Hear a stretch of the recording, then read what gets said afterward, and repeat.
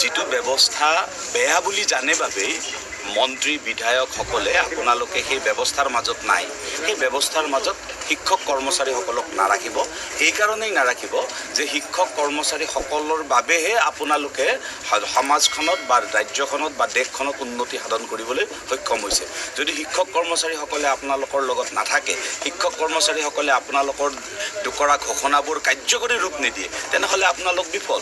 গতিকে শিক্ষক কৰ্মচাৰীসকলৰ ভৱিষ্যত নিৰাপত্তা দিয়াটো আপোনালোকৰ দায়িত্ব। সেই দায়িত্ব আপোনালোকে পালন কৰক আৰু দেশৰ পৰা শিক্ষা বিভাগত ঠিকা বোলা শব্দটো নোহোৱা কৰাৰ কাৰণে আমি দাবী জনাইছোঁ, যাতে কোনো কাৰণতে কোনো কন্ট্ৰেকচুৱেল টিচাৰ দেশত থাকিব নোৱাৰে। সকলোকে নিয়মীয়াকৰণ কৰাৰ কাৰণে আমি এই যাত্ৰাৰ জৰিয়তে দাবী জনাইছোঁ। আচ্ছা, যিহেতু যোৱাকালি আপোনাৰ এটা মন্তব্য আছিলে যে যদি আমাৰ দাবীবিলাক নেমানে চৰকাৰখনে তেনেহ'লে ২৬ত পখৰাই দিব বুলি কৈছিলে, কিন্তু তাক শিক্ষামন্ত্ৰীয়ে কৈছে যে শিক্ষকসকলে প্ৰতিবাদ কৰক নিজৰ প্ৰাৰ্থীৰ কাৰণে, তাত কোনো বাধা নাই, কিন্তু ৰাজনীতি কৰাটো অনুচিত বুলি শিক্ষামন্ত্ৰীগৰাকীয়ে কৈছে। ৰাজনীতিটো নহয় এইটো।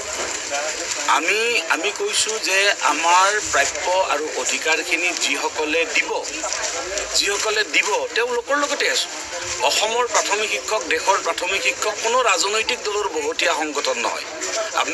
আপোনালোকৰ জ্ঞাতাৰ্থে শিক্ষামন্ত্ৰী ডাঙৰীয়াক আমি সোঁৱৰাই দিছোঁ যে যেতিয়া শৰৎ সিংহ ডাঙৰীয়াই ১৯৭৫ চনত বিদ্যালয়সমূহ প্ৰাদেশিকৰণ কৰিছিল, আমি শৰৎ সিংহ জিন্দাবাদ দিছিলোঁ।